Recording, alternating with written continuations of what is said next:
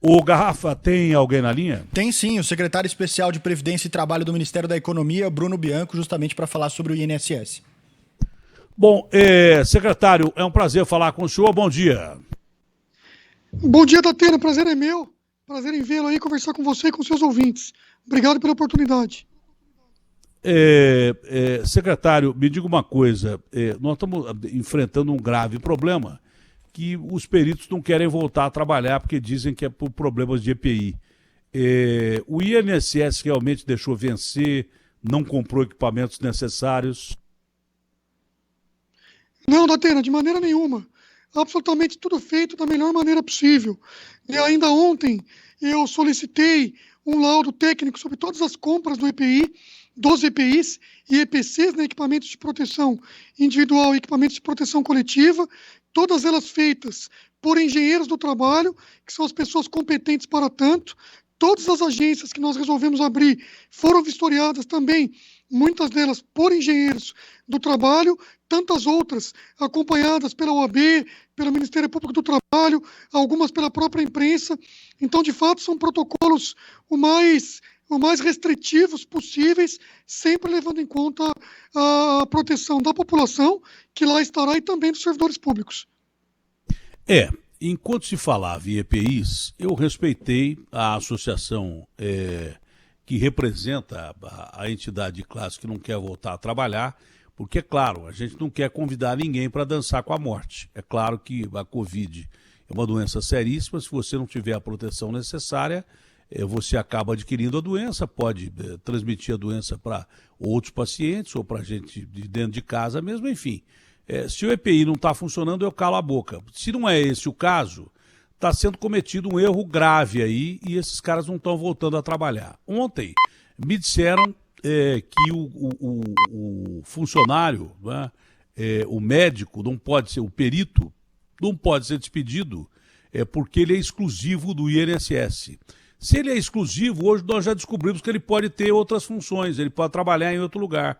Então eu não entendo que exclusividade é essa. Se ele pode trabalhar em outro lugar, ele pode ser despedido também se ele não atender aos editais de convocação que estão sendo feitos. Seria essa a minha perspectiva. Ah, não, mas ele é exclusivo, não pode. Não pode uma ova. Se não pode, tem que mudar isso aí.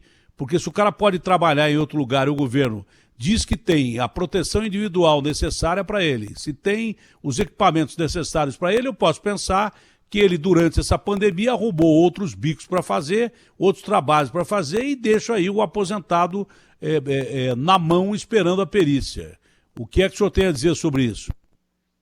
Datena, eu concordo com você completamente. Na realidade, muitos deles, eu até acompanhava aqui o seu programa um pouco antes, muitos deles têm outras atividades, se não quase todos, e na prática não podemos priorizar as atividades privadas em detrimento da atividade pública, né? O médico é uma pessoa que já tem uma profissão, que tem um munus público, né, uma dedicação à população, a atender as pessoas, a cuidar da saúde das pessoas, e mais ainda o servidor público, que também tem essa obrigação. Então, os peritos médicos federais têm duplamente essa obrigação, não tem nenhum sentido esse retorno. Obviamente que eu não posso afirmar que as pessoas que faltam serão demitidas, existe toda uma gradação específica quanto às normas do servidor público, mas sem dúvida pode haver corte de ponto.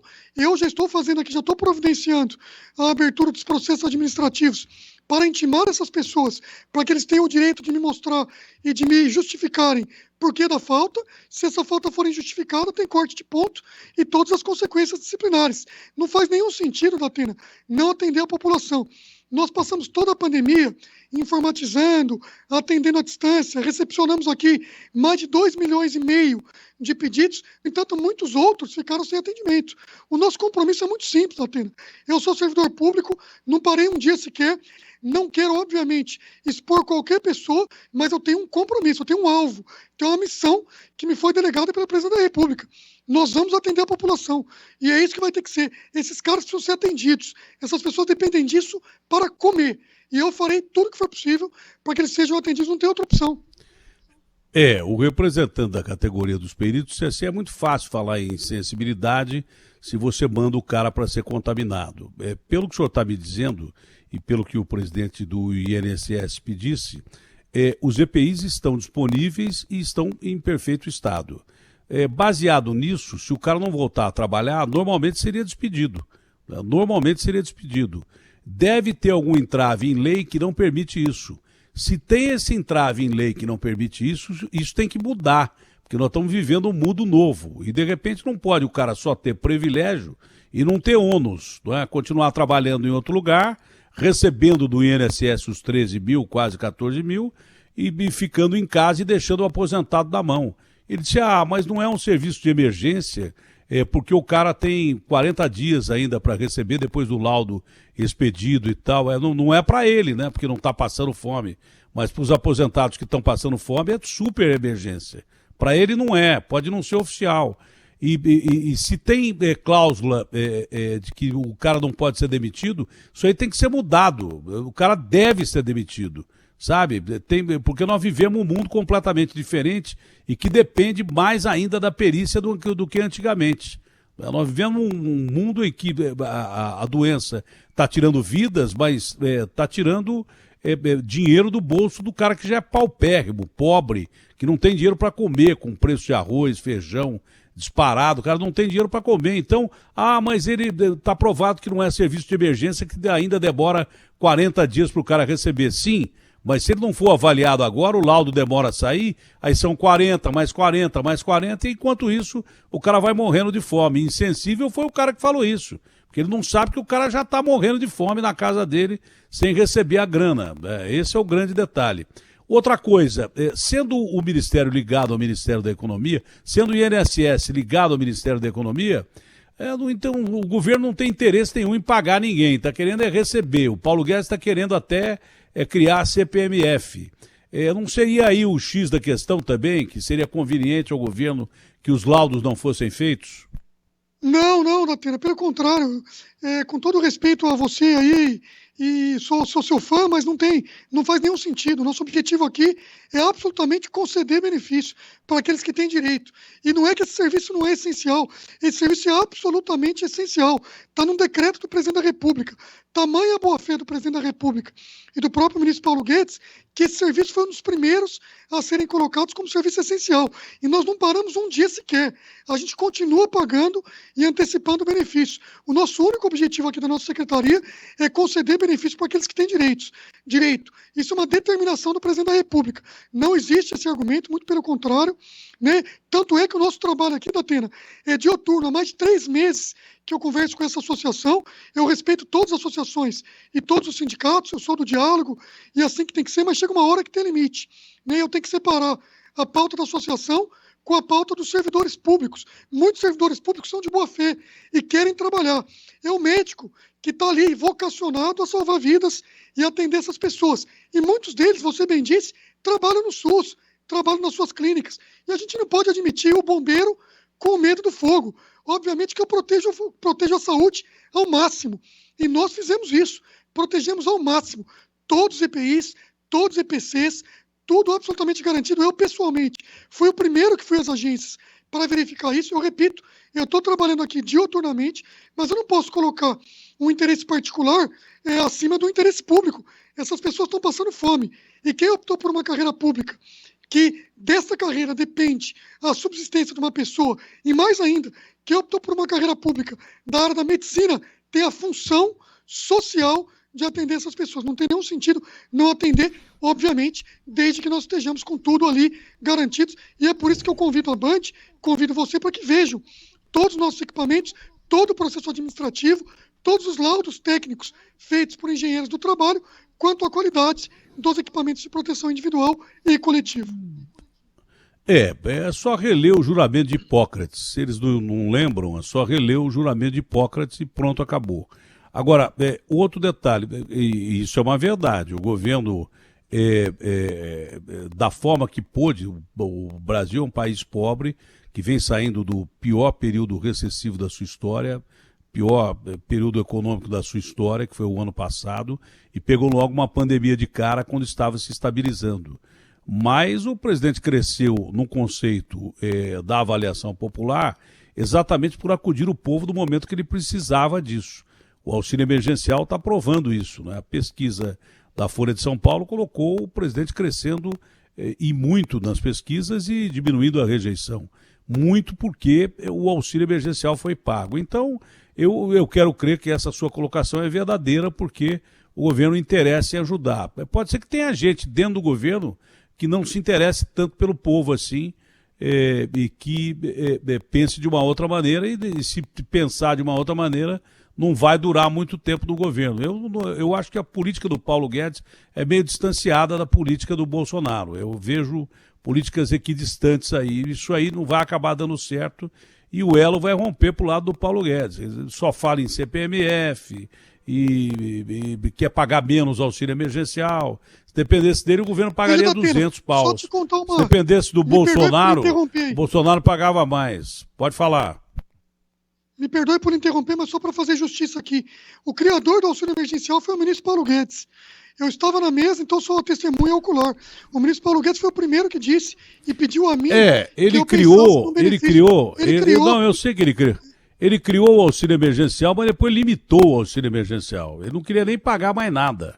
Esse é o grande detalhe. Só, nós estamos pensando no equilíbrio. Também o benefício do emprego. O Brasil criou o maior benefício de preservação do emprego. Isso também é ideia do ministro Paulo Guedes conosco. Nós concedemos benefício a mais de 17 milhões de contratos de trabalho. Preservamos empresas, preservamos emprego e preservamos renda. Quase 11 milhões de empregados preservaram o seu emprego, obviamente também por uma política do ministro Paulo Guedes em conjunto com o presidente.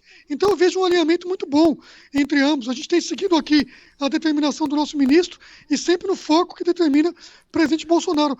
E com todo o respeito o presidente deu show aqui, viu, Datena? Não, com todo o respeito, eu confesso também que eu já gostei mais do Paulo Guedes do que gosto agora. Confesso, essa é a minha opinião, e eu só mudo se ele mudar as opções dele daqui para frente. Eu já gostei mais do ministro Paulo Guedes como ministro da Economia. Ele é um cara que é muito inteligente, ele é um cara que aplica regras de mercado, ele é um cara que sabe usar as leis que estão nos livros, mas nem sempre o que está no livro é aplicável, principalmente num mundo diferente como nós estamos vivendo. É uma questão de gosto, né? Se o Bolsonaro quiser mantê-lo, é problema dele mesmo, porque o Bolsonaro é o presidente da República. Agora, vamos ao aspecto prático. O cara que é perito do INSS, ele não pode ser demitido? Veja só, Datena, todo servidor público pode ser demitido, sim. Né? Mas, obviamente, tem que passar por um devido processo administrativo, que a gente chama de PAD, Processo Administrativo Disciplinar. A priori, uma única falta não caracteriza uma gradação de pena próxima à demissão. Mas, obviamente, outras condutas de reticência ou de qualquer tipo de descumprimento de ordem para com o seu chefe, desídia, tudo isso será objeto e pode ser objeto de um processo administrativo disciplinar, e isso poderia culminar numa falta. Mas eu tenho certeza absoluta que eles voltarão. Eu repito, a gente tem que separar a pauta da associação, que eu respeito, não tenho nada contra, com a pauta dos servidores. E os servidores estão voltando. Nós estamos voltando com cautela, com disciplina, de maneira gradual, mas os peritos médicos federais, que já estão fora do INSS, esses sim, independentemente da postura da associação, estão retornando ao trabalho. E é isso que eu quero, Datena. Eu acho que é isso que você quer, é o que o presidente da República quer, é o que o ministro quer, claro, que a população tenha o atendimento. E a população vai ter o atendimento. Evidente. Isso é um compromisso que eu faço com você aqui. No caso deles não voltarem, há uma perspectiva de se contratar alguém para o lugar até que seja restabelecido o sistema ou não? Para que eles tenham uma carreira, que é uma carreira que tem essa exclusividade na prestação desse serviço. No entanto, eles podem sim, como você bem disse, corretamente, ter outras atividades. Mas para fazer esse serviço, a lei diz que só eles poderiam fazê-lo. Então, para que pudéssemos contratar, seria necessário uma lei ou uma medida provisória. Mas eles vão prestar o serviço, Datena, pode ficar tranquilo. Se eles não voltarem, eu sugiro, mesmo depois deles voltarem, eu sugiro que essa medida provisória seja pensada, porque senão o governo fica na mão dos caras e eles fazem o que eles querem. Exclusividade para um lado só não interessa. O cara tem que ser exclusivo e exclusivo mesmo, mas para trabalhar. Ser exclusivo para não ser mandado embora e trabalhar em outro lugar, aí é muita moleza, aí é moleza demais, sabe? Talvez numa medida provisória aí, uma contratação emergencial. Se demorar demais, essa crise seria o caso. Numa medida emergencial, você contrata o cara para ficar no lugar do outro durante um determinado tempo. Se bem que quem não vai trabalhar e tem condição de trabalhar, merecia ser demitido mesmo. Se tiver condição de trabalhar, eu estou acreditando no que o senhor está me dizendo, que as EPIs funcionam e que o que esses caras estão fazendo não justifica. Eu começo a pensar que esses caras arrumaram mais emprego do que deviam durante a pandemia e que não estão querendo voltar. Então eles que voltem a cumprir com o seu papel para com o Estado, porque ganhar um salário de 13 mil e ter exclusividade não é qualquer um que tem, nem da iniciativa privada, de longe disso. Está correto sua fala, inclusive um pouco antes de eu entrar, foi corretíssima. Serviço público tem ônus e bônus e a gente tem que abraçar o serviço público por completo. Não dá para querer pegar só o bônus. E tanto eu comprovo que os EPIs estão corretos também, além do processo administrativo absolutamente escorreto, que os peritos fizeram as visitas, nós fizemos a inspeção. E eles fizeram visitas e verificaram em mais de 80% dos casos que a gente estava correto. Então isso comprova que eles não estavam voltando por qualquer tipo de coisa que não seja algo correto ou algo que a gente espera de um servidor público. Não dá para admitir isso, Datena. E você está correto, o governo está pensando e tem que pensar em todas as hipóteses, tendo em vista um único objetivo. Qual é o nosso objetivo? Nesta semana ainda, temos que ter o serviço a plenos vapores. Não tem opção. A população não pode ficar sem o serviço. E aí sim, diante do objetivo, a gente pensa na estratégia e nas pessoas. O objetivo é prestar o serviço. Como faremos? Estamos pensando em várias coisas. A primeira opção é que eles voltem, e eu quero crer que eles voltarão. Se não voltarem, pensaremos numa estratégia nova e depois nas pessoas. O primeiro foco é o serviço prestado, e é para isso que nós estamos trabalhando aqui, é para isso que o presidente Bolsonaro nos dá essa possibilidade de tentar fazer diferente. Muito bom, secretário, gostei muito do papo, foi um ótimo papo, reto, direto e como tem que ser cristalino, transparente. Abraço grande, gostou do discurso do presidente da ONU? Muito, gostei muito, eu que te agradeço, um prazer enorme estar aqui. Eu vejo o Brasil passando por uma pandemia de uma maneira menos gravosa do que todos esperavam, né? Isso é um mérito de todo o governo federal. A população tem visto que nós já começamos uma retomada do ponto de vista de emprego, que é o que me toca aqui, e da Previdência, que a gente tem trabalho e Previdência aqui. Nós fizemos a lição de casa no pré-pandemia, uma economia muito significativa. Você disse que tiramos dos velhinhos. Não concordo, Datena, com perdão aí da discordância, mas tiramos dos privilegiados. Não, a Previdência não foram vocês que tiraram dos velhinhos. Não foram vocês que tiraram dos velhinhos. Todos os governos tiraram dos velhinhos. Mesmo tirando pouco, os velhinhos se ferram. A reforma da Previdência não veio do governo de vocês. A reforma da Previdência não foi do governo de vocês, veio de governos passados. Foi. Essa história que o Brasil ia quebrar por causa da Previdência. Não, foi agora a reforma da Previdência, que foi aprovada agora. Mas ela está em gestação já desde governos passados. Sim. Não foi do governo, desde o governo Dilma e desde o governo Temer. Eu sei. Porque tinha que ser votada, mas eu era contra a reforma da Previdência, porque roubaram o Brasil pra caramba, meteram a mão no dinheiro do Brasil pra caramba. Reforma política, eu não ouço falar em reforma política para acabar com benesses de políticos, né? Desinchar o Estado em todos os poderes, eu não ouço falar. Agora, temos que reformar a Previdência porque tem muita gente aposentada e tal. Vai te catar, pô. Nós, aposentados, fizemos muito pelo Brasil e o aposentado não é reconhecido como é em outros países. Isso aí eu não mudo a minha opinião de jeito nenhum. Uma pena não ter tido a oportunidade de conversar contigo antes, mas a gente conversa quando você puder. Mas vamos lá, a reforma da Previdência não tocou em nenhum aposentado. E a reforma da Previdência foi uma das maiores reformas sociais. Mas tocou nos que vão aposentar. Porque o Brasil não conseguia investir porque gastava mais de 50% do que arrecadava com Previdência e assistência. Então, ao mudar isso, a gente proporciona gastar com os mais jovens, gastar com a população que mais necessita, pensar no saneamento, pensar numa reforma administrativa. E vou lhe dizer, grande parte da nossa passagem pela pandemia, dessa maneira que foi menos gravosa, foi graças à reforma da Previdência, que foi uma grande... Foi gastar o dinheiro da reforma da Previdência. Foi gastar o dinheiro que ia economizar com a reforma da Previdência, que seria 600 bilhões. Era para ser 1 bilhão e 200. Eu não acho. Eu acho que ferraram os que vão se aposentar e botaram a culpa na gente. Olha, botaram a culpa no aposentado. Depois a gente conversa. Mas botaram a culpa do país quebrar por causa dos velhinhos. E agora a culpa da pandemia por causa dos velhos também. Como se a gente transmitisse a doença. Eu queria avisar que nós somos vítimas no caso da Covid, né? Os velhos são vítimas, porque eles morrem mais e transmitem menos, e ficam fechados. Quem transmite a doença são os jovens, não venham colocar a culpa na gente também, não. Toda hora é culpa no velho, que acaba se sentindo um peso morto. Esse é o grande detalhe. Não estou dizendo o seu governo, isso já vem de governos passados. O velho é visto como um estorvo, né? Às vezes até dentro da família. Esse é o grande detalhe. Mas foi um prazerão conversar com o senhor, secretário. Prazer foi meu, doutor. Estou sempre à disposição. Parabéns pelo seu trabalho, hein? Informando a população de maneira clara e eficiente. Muito obrigado, viu?